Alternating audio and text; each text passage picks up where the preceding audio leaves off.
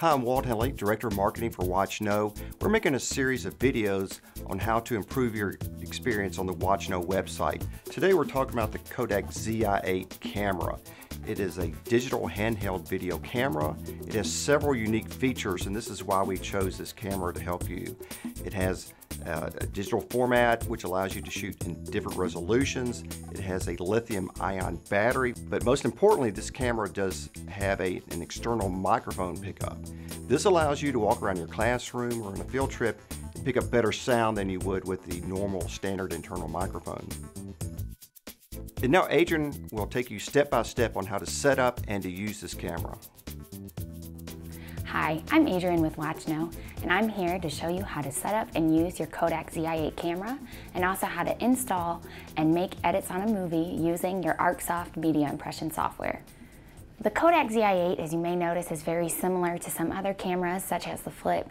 It does have some advantages, and that's why we've chosen it, including the ability to connect an external mic, the ability to use an SD card, and the lithium battery. When you first take your camera out of the box, you will have to insert the battery into the back.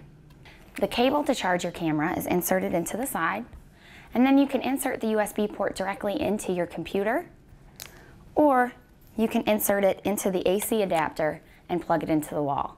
It generally takes about 2 hours to get a full charge on the battery.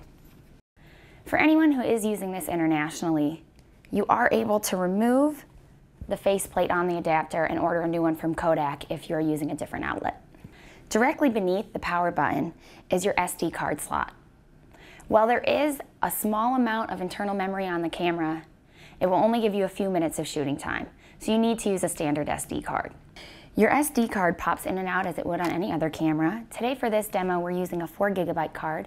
It's probably the smallest amount of memory you'd want to use, as it gives you anywhere from half an hour to an hour of shooting time, depending on the format you're shooting in. I would recommend that you can buy more SD cards, and you can buy SD cards that come in a larger gigabyte, up to 30.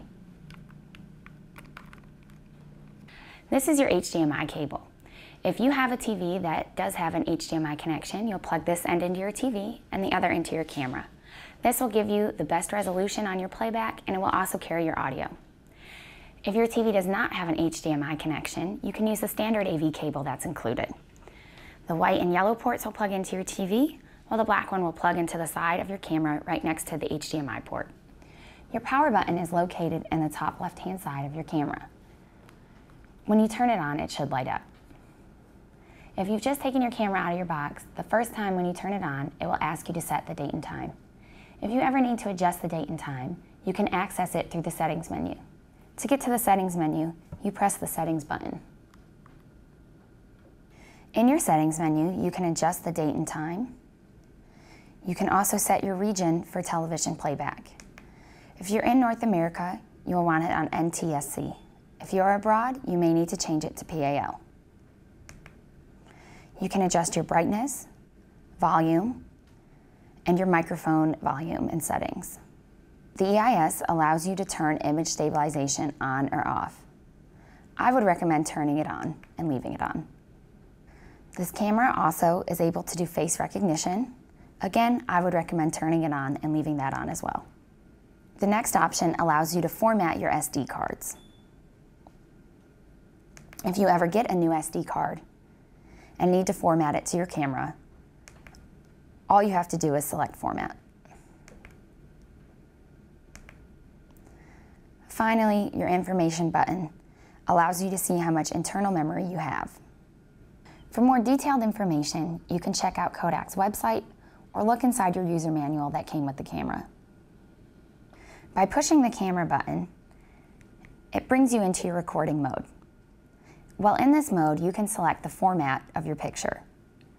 You do this by moving the toggle to the left or right. You'll notice that your recording options go from your highest quality to your lowest quality.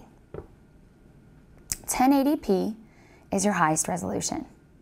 It's the best for playback on an HD TV. 720p 60 FPS is great for sports or action, as it helps reduce blurriness. 720p is your standard shooting mode. You'll most likely use this frequently.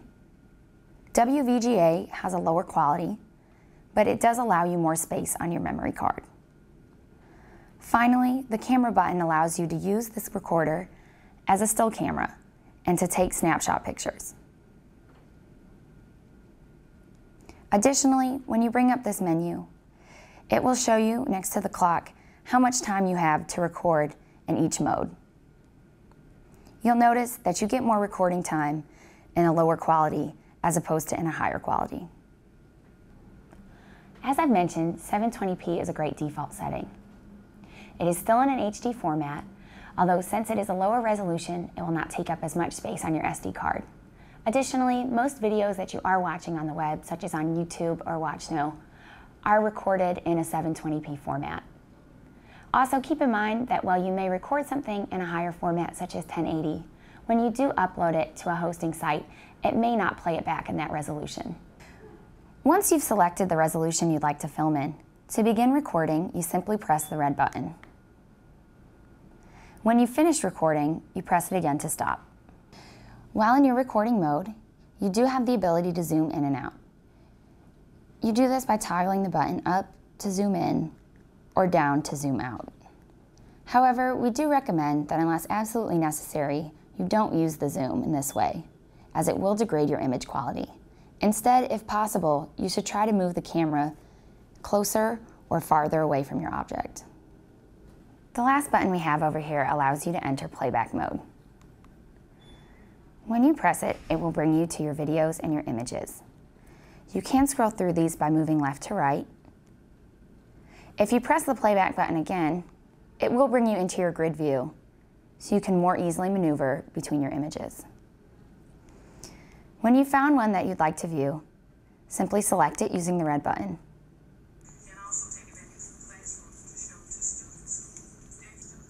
To pause, you simply hit the red button again. While in playback mode, you can fast forward or rewind by moving your button to the right or to the left. While you're in playback mode, you are able to delete your videos and images. When you found one that you would like to delete, you simply hit the delete button. Once you hit the delete button, confirm that you do want to delete it and press the red button.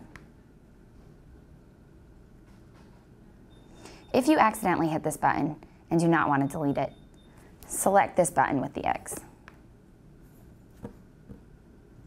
On top of your camera, you'll notice a switch. This allows you to change your macro and landscape settings. The mountains would be your general all-purpose setting, while the flower would be used for extreme close-ups. If you ever notice that everything is blurry on your screen, you may need to adjust these focus settings. It has a standard tripod mount.